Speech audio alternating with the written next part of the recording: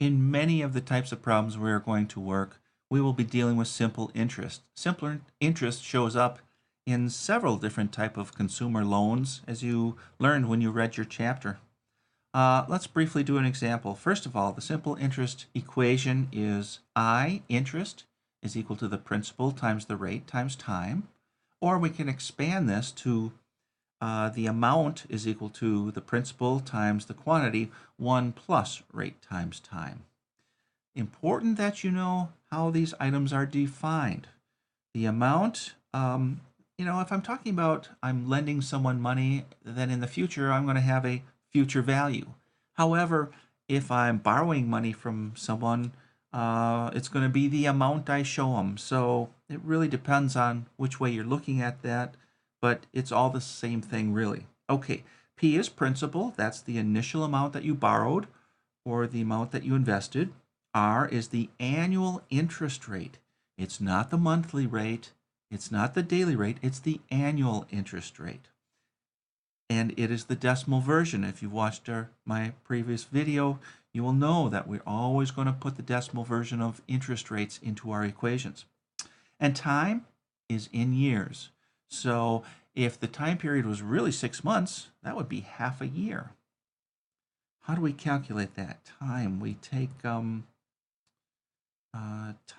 which is number of months, divided by 12.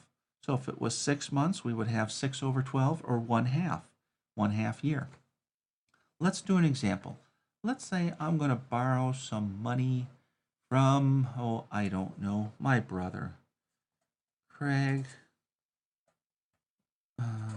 Can't spell, but he borrows $8,000 for 8 months at 12%. How much money am I going to owe after that much? How much money am I going to owe after that much time? Well, if I'm calculating simple interest, I can simply use our simple interest equation. The amount, oops, falling off the page, sorry. The amount I'm going to owe is the principal times 1 plus rate times time. Principal, that's $8,000 times 1 plus the rate. Let's see, it's got to be the decimal version. The rate is 12%. I know if I divide by 100 or move 2 decimal places to the left, I'll have the decimal version of that rate. That's going to be 0.12.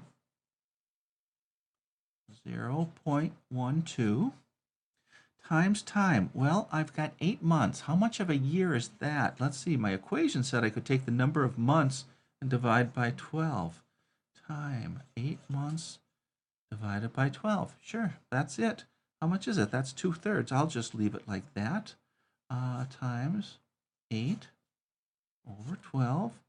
Close that bracket. And now I can punch the number, and I'll pause and do that. I'm back. Let's see, I calculated that out and I got 86.40. That's the amount I'm going to owe whoever I borrowed this $8,000 from after 8 months if I'm paying him 12% simple interest.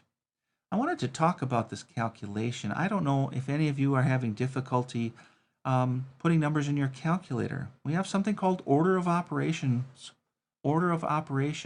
which is very important and must be considered when you're making complicated calculations, as some of these equations are. Where to begin? Well, we have to remember, please excuse my dear Aunt Sally. That's, please excuse my, I gotta write it down.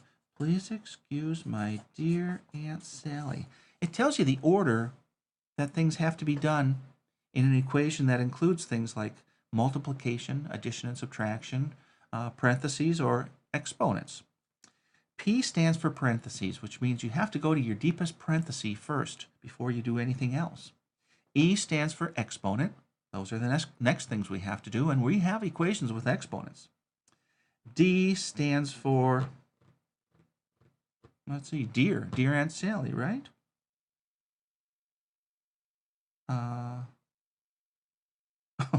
Oh, I left off M. Please excuse my dear Aunt Sally. Um, it stands for multiplication and division. That's what M and D are. Those come next, in order from left to right. And the last two, addition and subtraction. So where do we begin here? Well, let's see. We've got parentheses, and here's the innermost pair. There's another pair, but there's no math to do in that 0.12.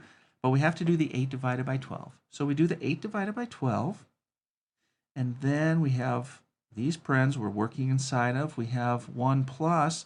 These two values are multiplied together. We have to do that next. And once we have those two things multiplied together, we can add 1 to it, and then multiply the whole thing by 8,000.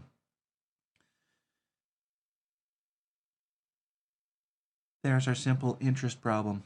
We'll do another one in our next video.